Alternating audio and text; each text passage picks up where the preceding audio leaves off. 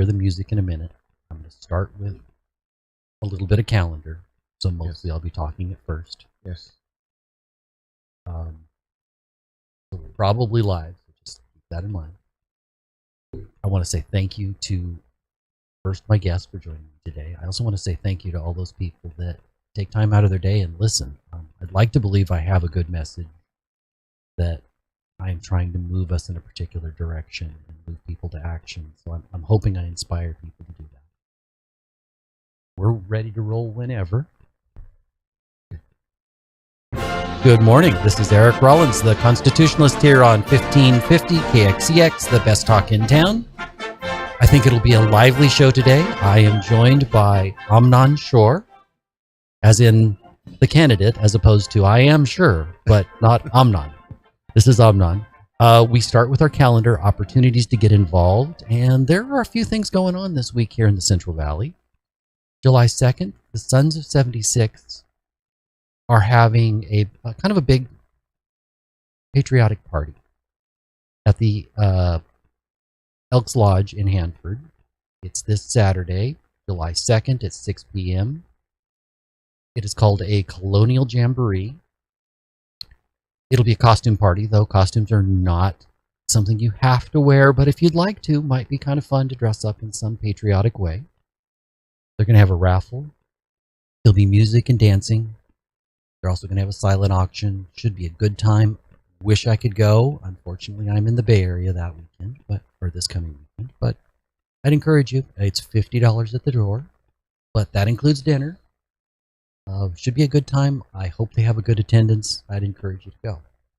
Sunday, July 3rd, we have a medical freedom rally. These people are really dedicated, and I truly appreciate the people that are going out to the medical freedom rallies. That is from 2 to 4 at Blackstone and Nice. We also have another Sunday event. We have a group of patriots that have consistently gone out and given up their morning from 8 to about 11 in front of the Tower Theater in support of religious freedom. Regardless of how that works out, they're standing on principle. And I think that matters. If you can go out and support them, and just even if you came out for half an hour, it would matter. It makes a difference. We need to stand for our liberties.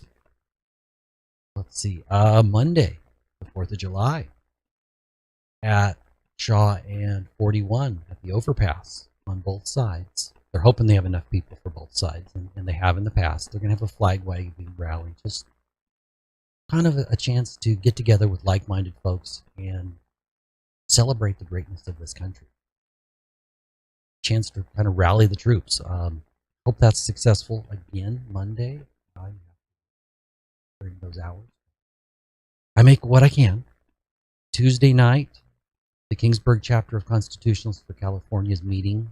That is July 5th at 6:30 p.m. at 15,000 Rose Avenue. Love that group. They helped launch me into, frankly, this radio, into leading the other chapter of Constitutionalists for California.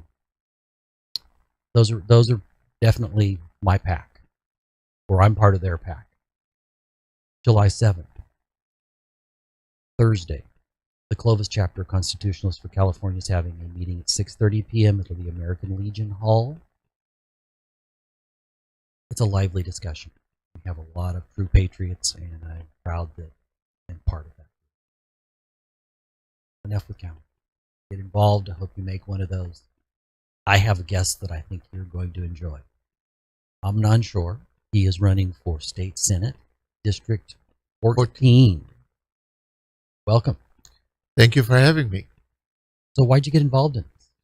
Well, the state that especially the Central Valley and what is going on overall in the United States, it's not the picture that I had 42 years ago when I came as an immigrant from Israel and decided to make my home as an adult and raise my family in the United States. Actually, we raised our family, our 3 kids in Central Valley, specifically in Fresno.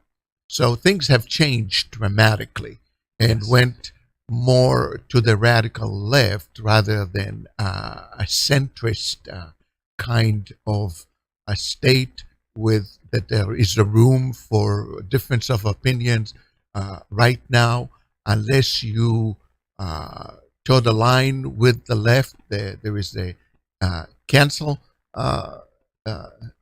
climate right now, but I believe I can make a difference in this climate that is right now, and stand for what is right, bring sense and common sense to the Senate floor in Sacramento right after I'm sworn in by winning the general elections in November. Let's go ahead and define your district approximately. District includes most of Fresno County, also Merced County and Madera County, and it goes as far as Calinga, as west as Firebaugh in Dos Palos, Los Banos, and then just north of Merced. So all of Merced County, Madera County, and most of Fresno County. It's a big district, about 1 million people, close to 1 million people, and we did very well in the primaries. But I'll let you. You have follow-up questions since I appeared in front of your group. First question: you bring a unique perspective because you're a dual citizen, correct? Yes, I am. I have Israeli citizenship. I was born and raised there. Went through the military as well. I served from 71 to 74. Unfortunately, got caught when I was about 28 years old in the Yom Kippur War, 1973. Was awful. However, we won. At the end of the day, we won. You know why we won? Because God is on our side. And all those that fight us, they fight God. The same thing with this race. I believe that God wants me to be there, and He called me to be there. And as I said, I came here, and at the end of 1980, met my wife. She's an American, a Valley-born girl. I call her my American pie, and she's a sweetheart that really loves this country. She loves her husband. She loves her family. And we lead a congregation right now of Jewish believers in Messiah. We call him Yeshua. Others call him Jesus, but we believe in the same Messiah. And therefore, being a leader of God's flock, I understand leadership. I have been trained in leadership in the military. And I bring common sense and understand that we have a fight, and therefore I'm willing to charge forward and stand in the gap. There are many issues that need to be addressed. Why did you choose to keep dual citizenship? Well, because you're allowed to do so. I swore allegiance to the United States of America and the Constitution and the flag in 1985, and I take it very seriously. So you came the right way. I came the right way, of Wait, course. you didn't just sneak across the border? No, I didn't. I came through the big, beautiful, wide door, as President Trump used to say, through the legal immigration. Took me a while. I got my green card, and then it took me about close to 5 years to get my American passport. And with the reciprocal agreement that Israel has with many countries, including the United States, Israeli citizens are allowed to keep the Israeli passport and citizenship because this is the only Jewish state in the world. And so, therefore, there is a special benefit to it, I would say. You go back and forth and occasionally go to Israel, is that correct? Many times. I would say close to 5-6 times a year, because I have large family, including elderly mother that is not in the best of health, and I have 2 sisters and many nieces and nephews and uncles and cousins and so on and so forth. But I have been involved also within the state of Israel in the political campaign way back of Benjamin Netanyahu. And but what interests me right now, going back and forth to Israel, is the Israel water management innovative approach. Many of the farmers of the valley know already the Israeli, I would say, genius in water management. They brought the drip irrigations. Many of these guys are on a personal level. Many of them are my friends, and when they brought that, people look at them, like, are you kidding me? Whereby most of the farmers were either flooding or using sprinklers. Now I would say a lot of evaporation happens. A lot. And you're not watering specifically that plant. You're watering the area. Exactly. And right now, and there's many benefits to that. But Israel has the number one water management technology in the world that can be easily applied to California, and especially the Central Valley. And this is the most pressing issue. That's what I was just about to ask you. Why would water come up this early? I'll tell you why. This is on top of my agenda.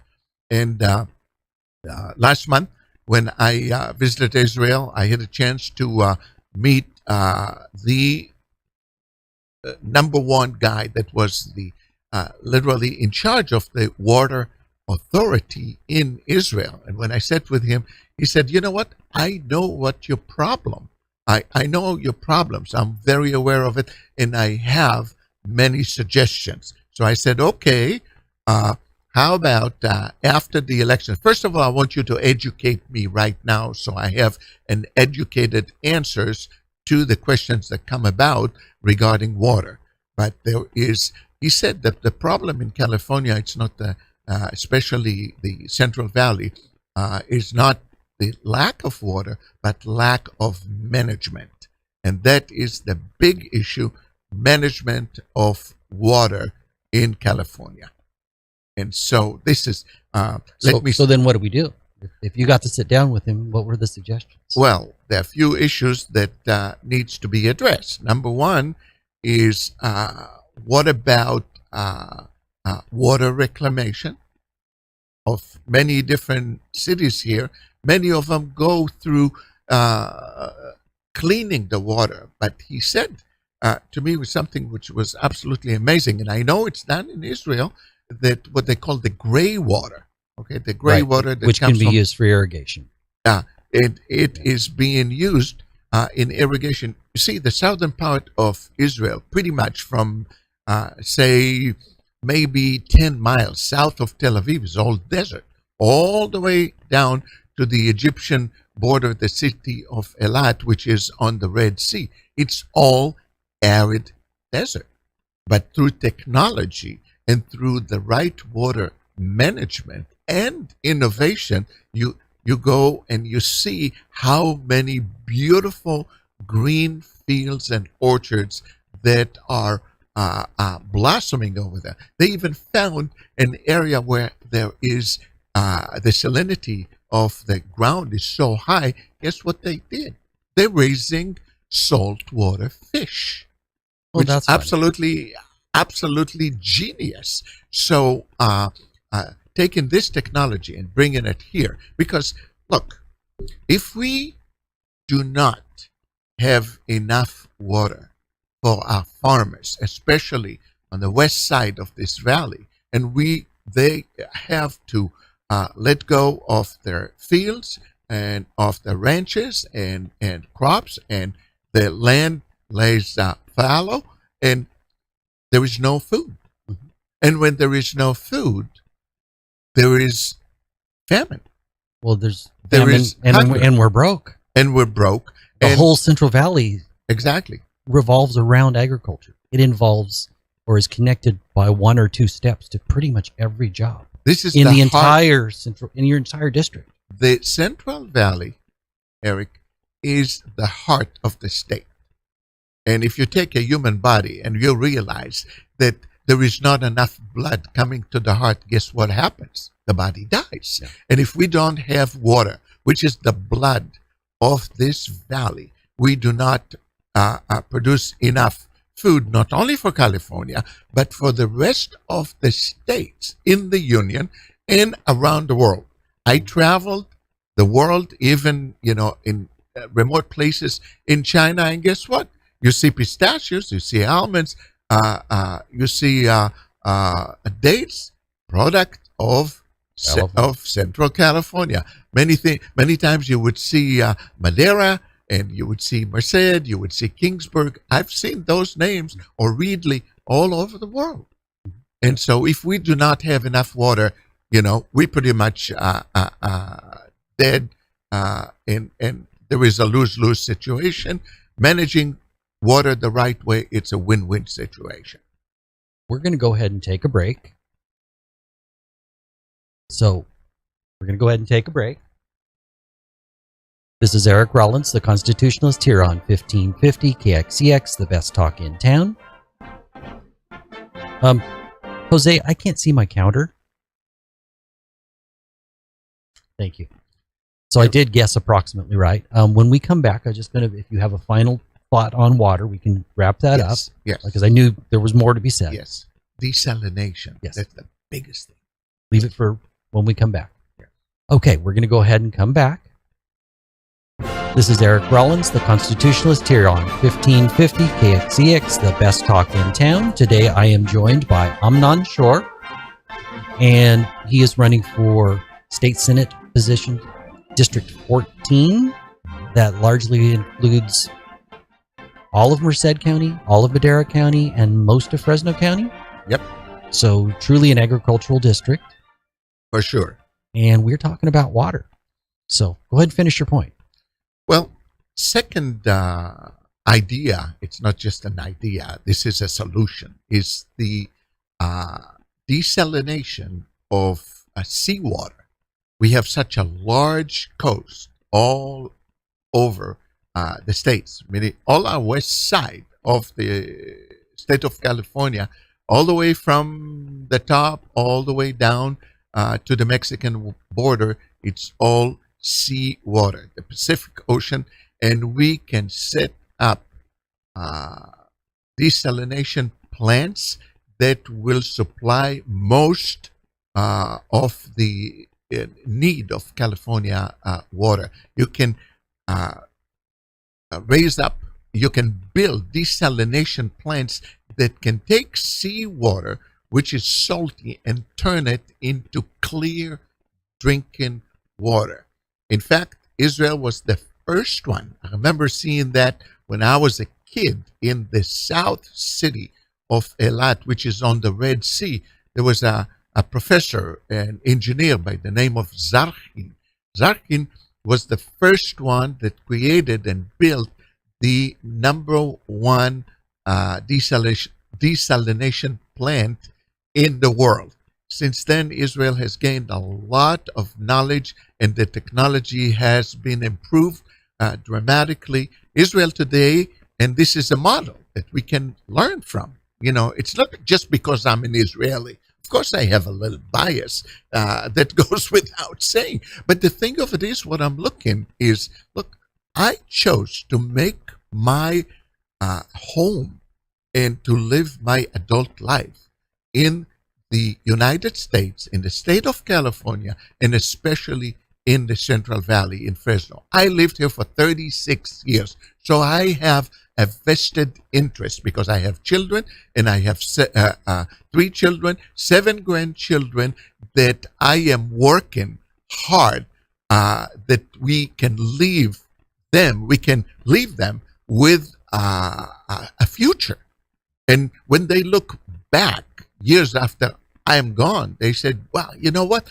Grandpa, at the age of 69, rather than, go play golf or travel the world and visit the grandchildren, chose to step forward and stand in the gap." And water is number one issue. If we take the knowledge that comes from Israel and develop, the desalination plant, and there used to be, however, they shut down, at least most of them. I was just in Southern California, in the city of Carlsbad, where our son resides, and there was a big, beautiful desalination plant, and we were there last week, and it's gone. Why? Well, because the far left environmentalists, and especially those that sit on the coastal committee, decided that it's going to harm the seawater. And it's going to harm the fish and all those little things that live, Okay, then on the coast. the answer to that is to look into what happened in Israel.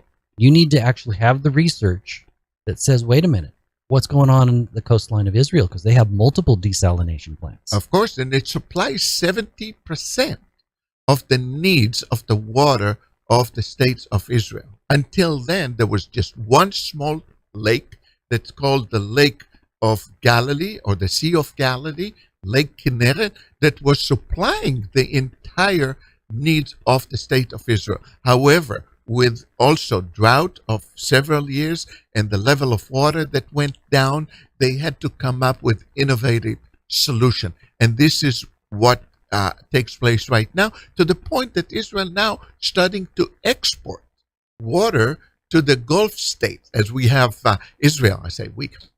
Israel has a peace agreement, with the Gulf states. Most of them, Israel now starting.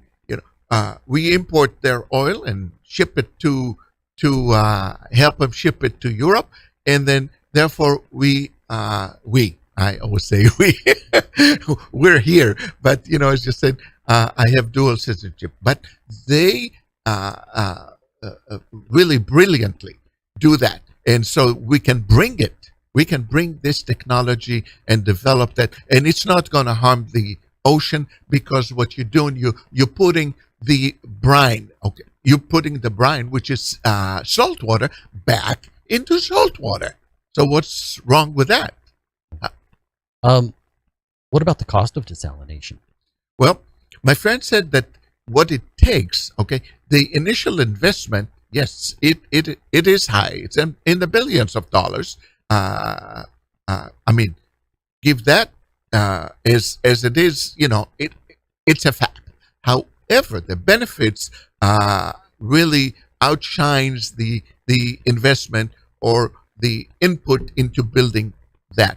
And you can produce water through the reclamation and desalination at 50% less of the cost of what it takes us right now to bring water down through the canals and pump water from the ground that's starting to get dry. So whatever the cost is per acre, what they call it, cubic. I've heard it hectare of water, whatever the measurement is, it's going to cost half of it. And this is an amazing incentive for all of us to do so, because if we don't have water, we're done, period.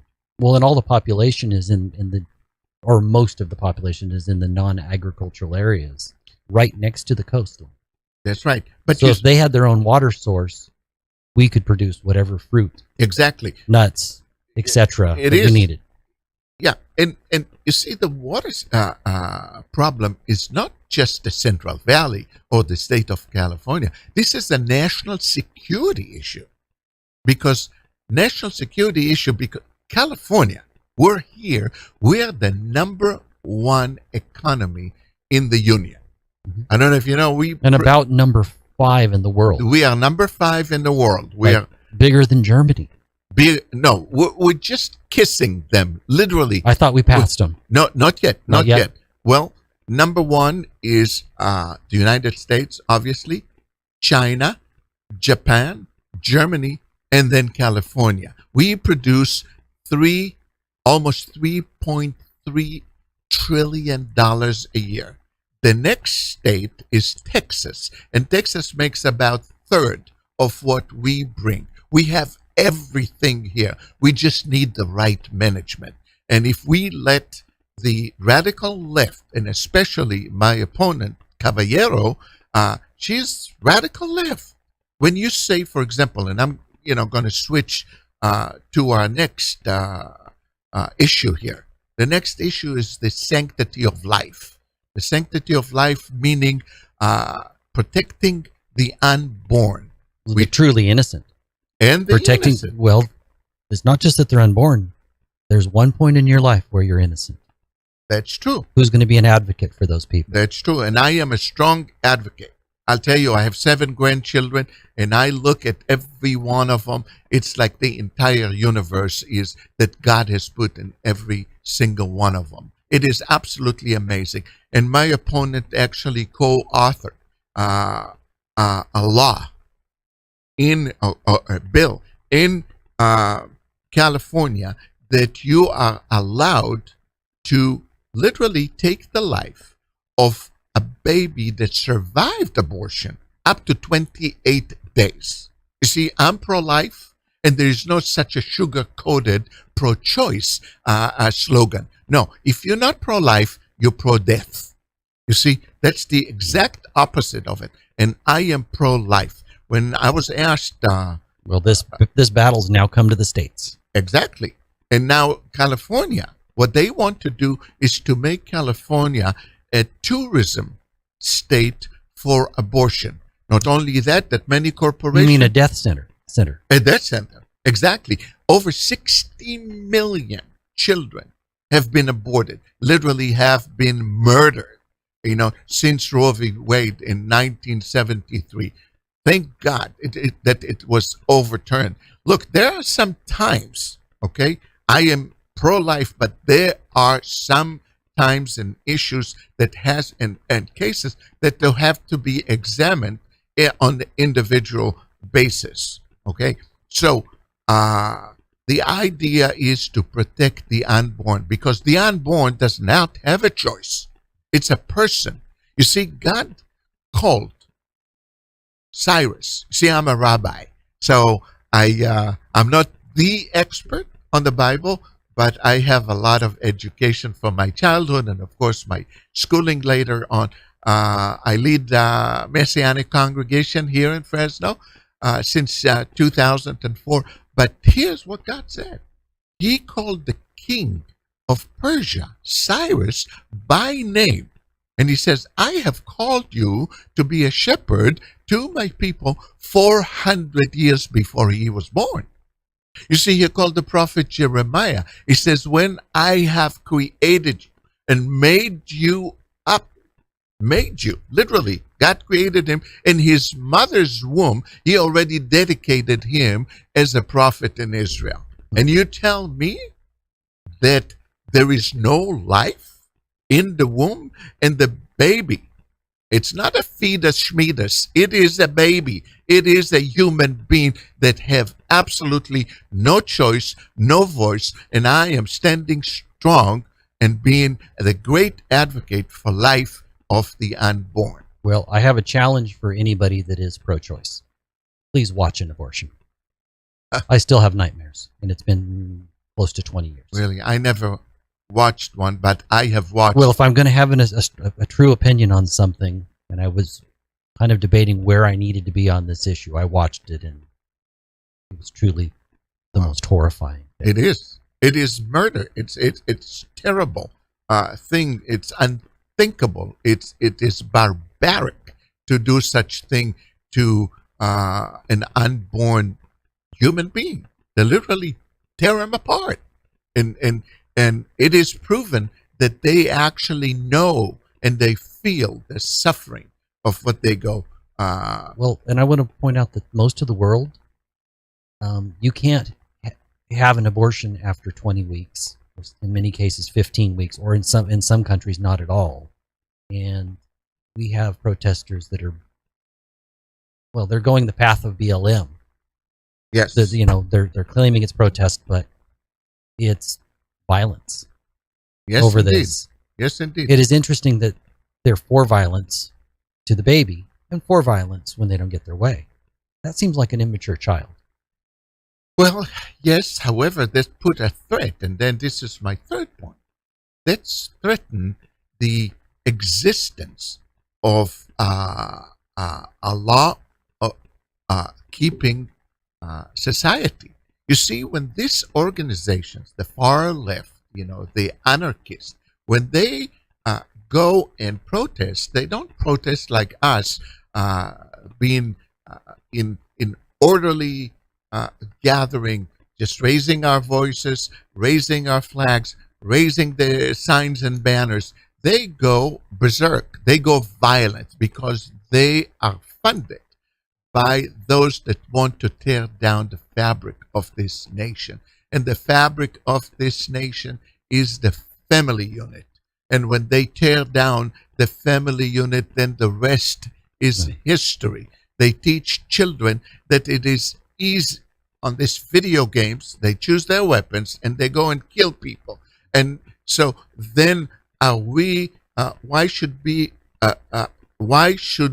be surprised that they go and do the same thing and have mass killing and murder of other people? Well, they're desensitized. Exactly. I am for reinforcing the first responders, especially funding the policemen, the sheriffs, and all the law enforcement people. Now that we've shifted gears, where do you stand on crime? Well, we need to be tough on crime. I am also for the Second Amendment. I am also pro gun, for the law-abiding citizens. You see, as you know, I'm a veteran, and I carry myself, okay, and I love to shoot, and practice. I've been trained, and this is not a toy. You see, when my children were young, I took them to the range, okay, and I took a few watermelons, okay, and I tell them, shoot. You see, if you shoot somebody, this is what happens. They explode. You tear them apart. I said, it's not a toy. It is a responsibility. It is your responsibility how you use it. Guns don't kill people. People kill people. So I have a question. Where do you stand on red flag laws? Well, we need to be aware of those people. We need to raise the flag. Okay. However, this is a very sensitive issue. A neighbor that doesn't like me or yourself can raise a flag and say, look, this guy is demented. And then they come and take your gun. No, before we issue a person the permit to have a gun, we should actually check him out. That's concealed carry.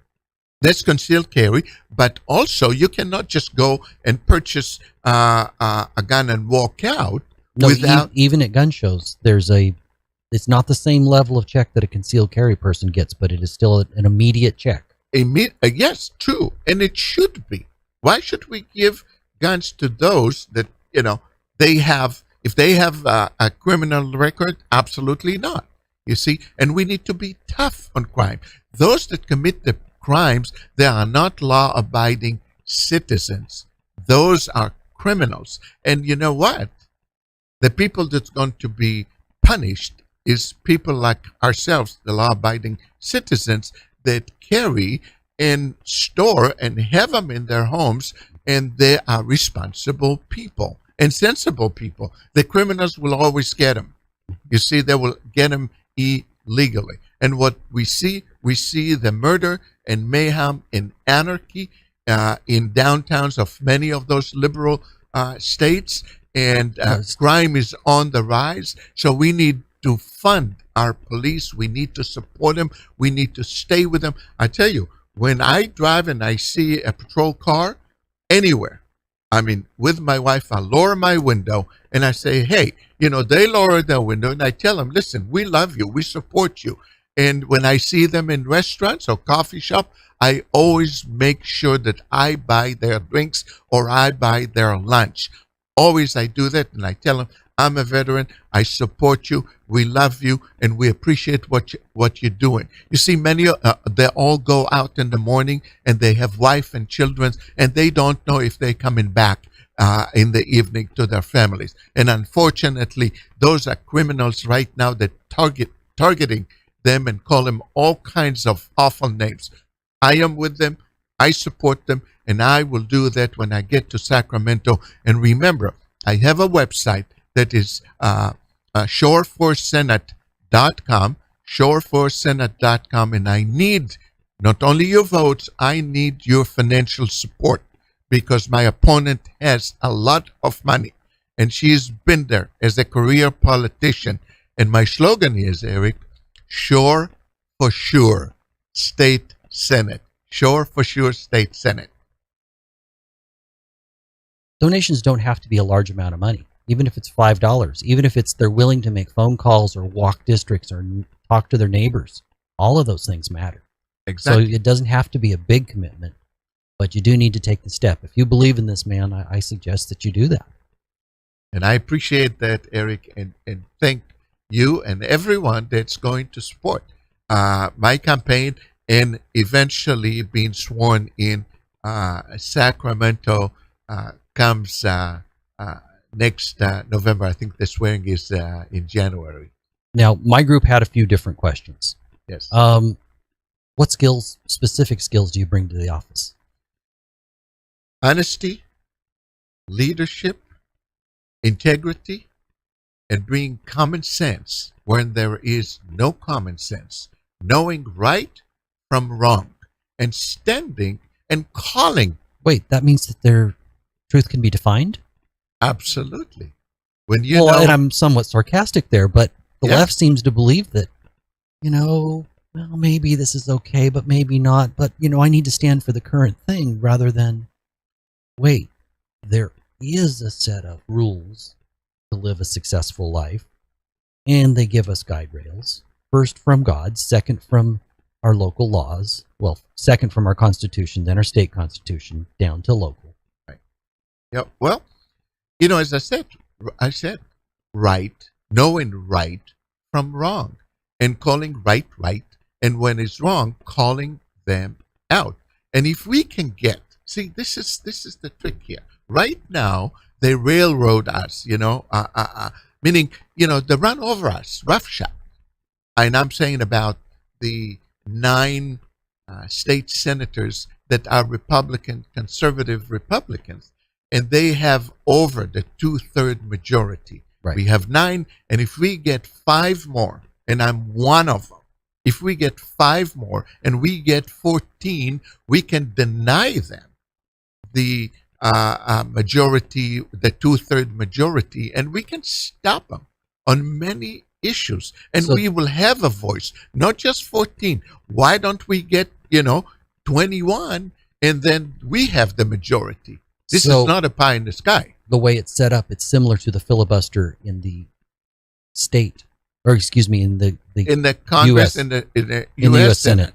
Same thing. It runs pretty much parallel to this. But you know what? I have friends in Southern California, and they said, well, if he was running for either Congress or a federal office, the U.S. Senate, that would be a different story. Let me tell you what the real story is, because when I am a senator, California senator in Sacramento, I am a senator of the entire state of California, not only of my district, the Central Valley, although, of course, that I will concentrate on my constituents right here and fight for them and listen to them.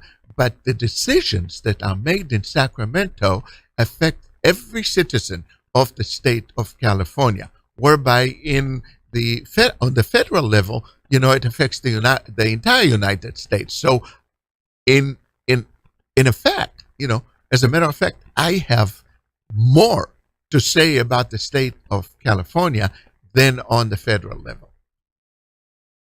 Aside from water, what are the district's greatest challenges? Well, illegal immigrants that been brought in unsupervised, and they go in and lower the minimum wage, whereby there's a lot of them that are here, and unfortunately, they are illegal. And I would like to introduce a path for this law-abiding people. And I should call them citizens because they live among us, but they're in the shadows. They have those that have no criminal record, that have a job, and they will have literally a probation period, but we need to give them the dignity to be as citizens.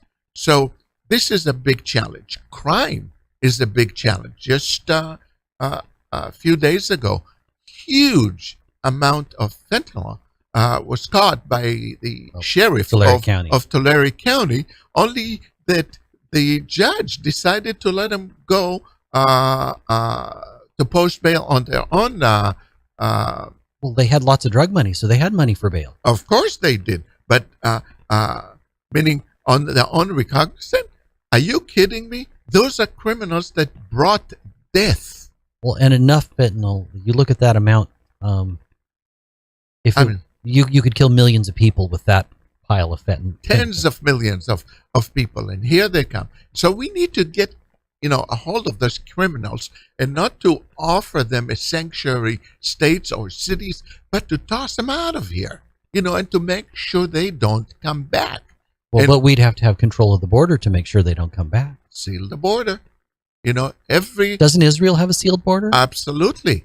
Doesn't every country do that except us? Just about. I want you to try to cross between Mexico and say Guatemala or one of those other countries. If you cross, at best they're going to stop you and throw you in jail. But most of the time they shoot at you. Okay, we don't want to shoot people, but we want to prevent them from coming in. Once you seal the border, okay, and unfortunately it was literally the ball was dropped by both Democrats and Republicans. And so, we can do that, and we can bring law and order to not only to California. As California goes, so goes the rest of the union, but we have to be an example of common sense, of dignity and integrity. We're going to go ahead and take our last break. This is Eric Rollins, the Constitutionalist, here on 1550 KXEX, the best talk in town.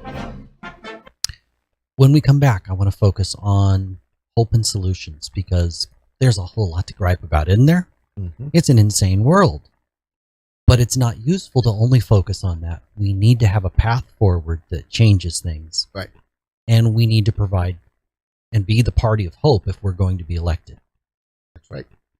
So we're going to go ahead and come back. This is Eric Rollins, the Constitutionalist, here on 1550 KXEX, the best talk in town. I am joined by Amnon Shor. He is running for State Senate, District 14, right here in the Central Valley. His district includes the county of Merced, the county of Madera, and most of Fresno County. So, strong agricultural district. We're down to about 7.5 minutes or so, and I always like to, as we move towards the end, focus on hope. So, first of all, you'd have to be hopeful or you wouldn't bother to do this. I am very hopeful, Eric, that we can make a change. Especially, I come in, as I told you, at my age, many people go and retire, but I'm a fighter, and I'm going to fight what is true and what is right. And we need to bring hope to people to continue to stand for our convictions. And not only the doom and gloom, but I have solutions. Number one is, as I said, is go and fight for water and solutions for water. So that will bring hope to many, most of our farmers as well, and stand against the radical left, the environmentalists, and all the Sierra clubs and all that stuff that they have strong lobby and a lot of money. But we can do that. One voice can make a difference. Is the right person in the right place at the right time. And in my history of our people, we had people like that. One of my greatest heroes is Moses. He was the right person at the right place at the right time, and God used him. Another one is King David. And he was the greatest king of Israel. And then another one is Theodore Herzl, that was ridiculed, by many of my people, that ridiculed it's never going to happen. And he had the vision to bring the Jewish people back to Israel. And because one person literally gave his life, and I'm willing to do that because there is a path to do such thing, and there is a hope. Another thing is lower taxes. Wait. I was just but we had a good economy when that happens, and then the government wouldn't have as much control. How in the world? They can spend your money better than you can? Come on. How in the world that the richest state in the Union, right, that has so much resources, including oil, natural gas, and on, gold and silver, and you name it, that we have it here. How come we pay the highest gas prices in the whole United States? I was just in LA a couple of days ago. I paid $7.09 because I was running out of gas. I need to get back home. $7.09. Can you imagine? This is equal to Europe right now. Just about that. I believe it's either the lack of common sense, or it can be stupidity. Well, it's clearly. I'll let you finish your point. Or that it is by design, and I believe it's both. Okay, and to bring hope to people, where my opponent actually voted not to lower the gas tax in California. She voted against it. I will vote for it. Let's start with the California tax. We have the highest taxes. People just flee, People flee to other nice and less taxes, nice living, less crime, less taxes, and they flee to other states like Texas and, Arizona, Nevada, and so on. And we lose a lot of good people and a lot of great talent in this state. Another thing is, to bring sense of security. The sense of security. Well, you have to deal with crime to do that. Of course you do. We have another terrible issue of homeless people. We were in LA. It is like homeless cities under every overpass. There are literally 10 cities there. And there is crime among them. There's drug abuse. There's rapes. There is disease and so on and so forth. And instead, there is a solution to this. There is hope.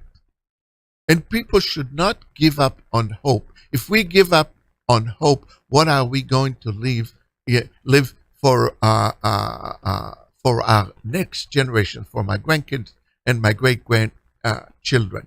And so, yes, we can take care of that. Yes, but there's a tyranny of low expectations upon school children, homeless. Part of the solution is we expect things of people and to have consequences. We have a culture of accountability. Currently, we have a culture of unaccountability. How do we change that? Well, we need to rise up, Eric. If our people, will not go to vote these general elections in November and would not support our candidates, just like myself and there are others, and we not literally get them over the finish line with everything that we have, and not to lose hope. Look what happened. 50 years we prayed, to reverse Roe v. Wade, and God did it. Eventually, in one strike, one day, it was overturned. If we are hopeless, we will never turn this state around. We have to carry the torch of hope. And I am carrying the torch to say, I'm going there. I'm going into the lion's den. But I believe that I can make a difference. And you, please, I'm asking, come and join me, Help me in many ways. Number one, pray. Number two, go to vote and volunteer. And of course, need financial help. And if we say, the game is a fixed game, then we cannot blame the If it's Democrats. completely fixed, how did somebody like Devin Nunes get elected for years? He was their number one target. You know that always some cheating happens. I would even venture to say probably some cheating on both sides, though Republicans are not as nearly as good at it, and I'm not advocating that we go that route. But you see, I need to get a very, very healthy majority comes November. So even to, they're going to do it, but I have to have a cushion, a very good margin of error and cheating in November. We're going to win. Remember, Shor for sure State Senate. Shor for sure State Senate. Go to my website, shoreforsenate.com, and please pledge help. And I thank you for joining me today. This is Eric Rollins, the Constitutionalist, here on 1550 KXEX, the best talk in town. Well, I certainly wish you the best. My group, when you came before us and spoke, was enthusiastic about you. I'm still enthusiastic about you. This is a good place to get involved, folks. There are signs of hope. Don't forget that. And while I don't believe that we can turn this from a blue state to a red state right away, changing your local representatives, all matters, and it can be done. I thank you for this time. Thank you for having me. And one last time, your website. shoreforsenate.com. shoreforsenate.com. I thank you. I'm done. Thank you very much for having me. That's a wrap. Right on. Thanks, Eric. That was awesome.